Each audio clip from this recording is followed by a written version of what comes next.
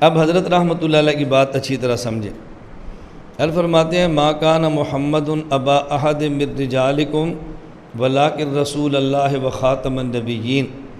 یہاں اللہ رب العزت نے خاتم النبیین کے لفظ کو رسول اکرم صلی اللہ علیہ وسلم کی مدح کے طور پر بیان فرمایا ہے۔ یہاں نبی پاک صلی اللہ علیہ وسلم کی مدح بیان کی گئی ہے۔ اب ہم نے دیکھنا ہے، عوام یہ سمجھتی ہے کہ خاتم النبیین کا معنی یہ ہے کہ حضور کا زمانہ سب سے آخری زمانہ ہے۔ اگر ہم اللہ کے نبی کا زمانہ آخری زمانہ مانیں اس آیت کی وجہ سے، تو یہ اللہ کے نبی کی مدح نہیں ہے۔ حد کے پہلی عبارت سن لیں۔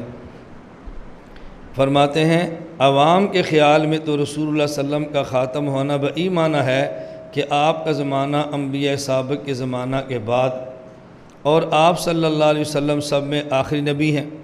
مگر اہل فہم پر روشن ہوگا کہ تقدم یا تأخر زمانے میں بذات کچھ فضیلت نہیں۔ پھر مقام مدح میں ولیکن رسول اللہ و خاتمین فرمانا اس صورت میں کیوں کر صحیح ہو سکتا ہے؟ اگر آپ خاتم النبیین کو حضور کا وصف مانتے ہیں، مدح مانتے ہیں، تو یہ مدح بنتی نہیں ہے۔ کیوں؟ کسی چیز کا آخر میں ہونا یہ اس کے افضل ہونے کی دلیل نہیں ہوتی۔ یہاں پر ایک بہت بڑا سوال یہ ہوتا ہے، اس مسجد میں ایک بندہ آیا سب سے پہلے، ایک بندہ آیا آخر میں۔ آخر میں آنے والے کی کوئی فضیلت ہے؟ نہیں، اس کا نمبر اینڈ پہ آیا۔ یا چلو ایک کمرے میں ایک بندہ آخر پر بیٹھا ہے، آخر میں آنا کوئی شان ہے؟ اللہ فرماتے ہیں ہمارے محبوب کی شان یہ ہے کہ یہ آخری ہیں۔ یہ کیا شان ہوئی کہ سرکار آخری ہیں؟ یار سنتے جانا، میرے مالک نے ارشاد فرمایا، اللہ تعالیٰ نے ارشاد فرمایا تبارک الذی نزل الفرقان علی عبدہ لیکون للعالمین نذیرا۔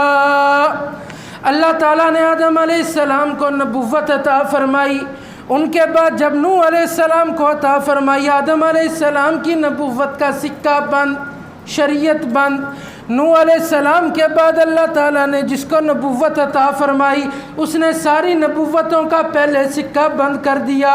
لیکن اللہ فرماتا ہے جب ہم نے محبوب کو نبوت عطا فرمائی، اب کوئی ایسا نہیں آئے گا جو اس کے حکم کو منسوخ کر سکے، جو یہ کہے انہوں نے تو یہ کہا تھا، اب یہ نہیں ہوگا۔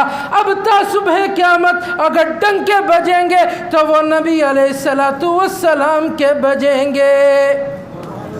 کہہ دیجئے سبحان اللہ۔ تھوڑی فضیلت ہے کہ حضور کی بات کو اب کوئی ختم نہیں کر سکتا۔